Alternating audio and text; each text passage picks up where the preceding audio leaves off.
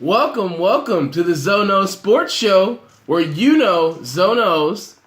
This morning, we'll be talking about a few different topics. Last time we were here, we discussed the top 10 teams in the top 10, just a brief preview of who actually is contending in the country for top spot, top team at the end of the year.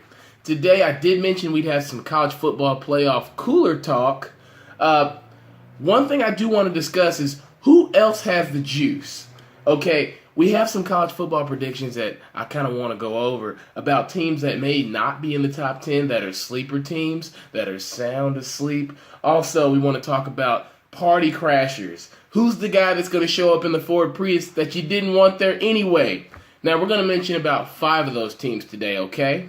Now, when I went down the list, folks, the first team that I did see that was on a lot of people's radar, that's been on a lot of people's radar, is Nebraska. That's one pick I do not agree with. Now, I'm waiting for Tommy Armstrong to show me something. I think he's more of a classy Marcus Vick. Dabbles for highlights. He's somebody that's going to scramble around, make a lot of plays with the ball, but not really take you where you need to go as a program. That's my personal opinion. Now, he's no Taylor Martinez. Those Rex Burkhead days, they're gone.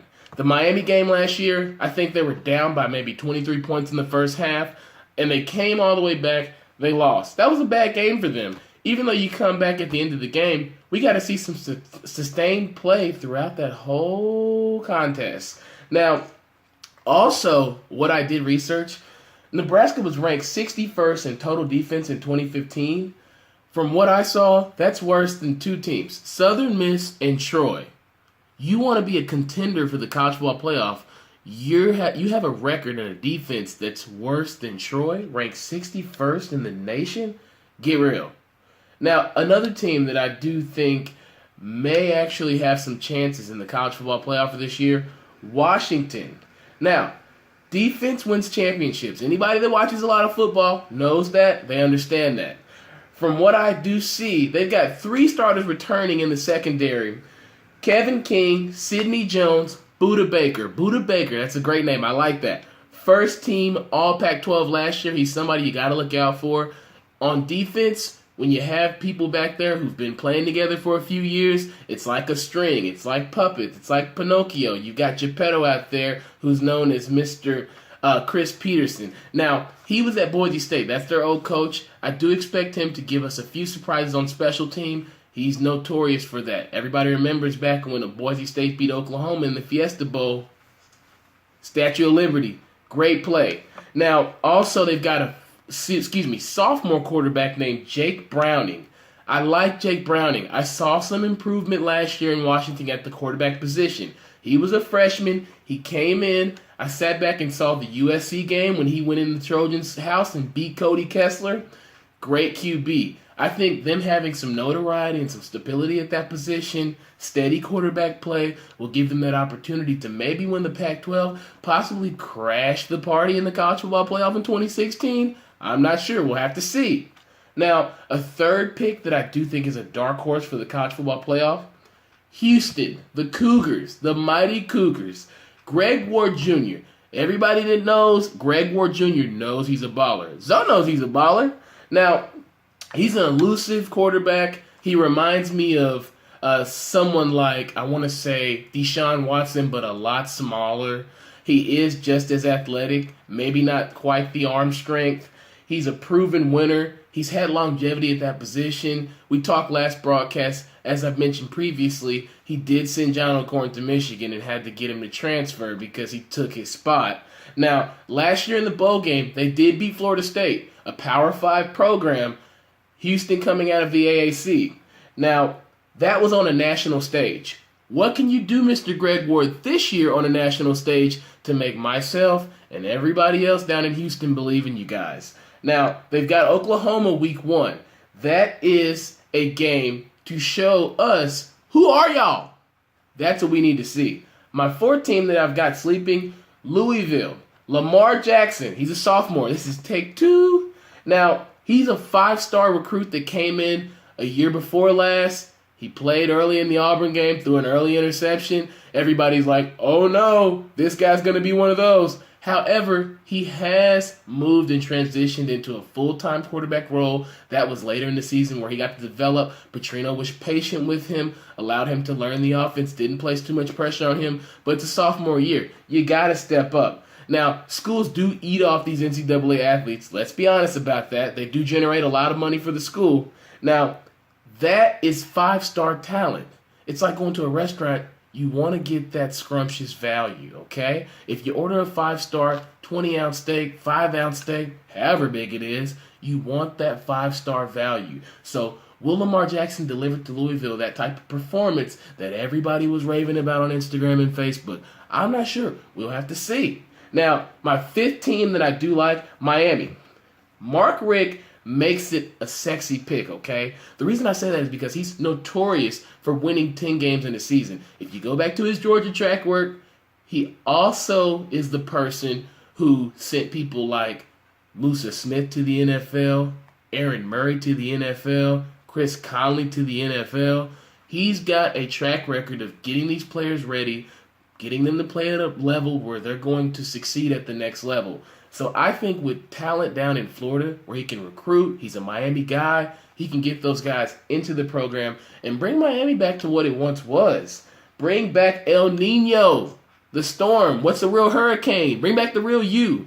20 years ago, everybody knows that Miami was the one that everyone wanted to rave about. I know they had the Ray Lewises, the Ed Reeds, the Willis McGahees. These are the type of guys that have to show up and play and make a name for themselves at that program because, let's face it, Miami, you could arguably say they are a top 10 program just because of their colorful history. Now, Mark Walton, Joseph Yearby, I've mentioned them before, great two-headed running back system. Heisman talent and Brad Kaya, really like him.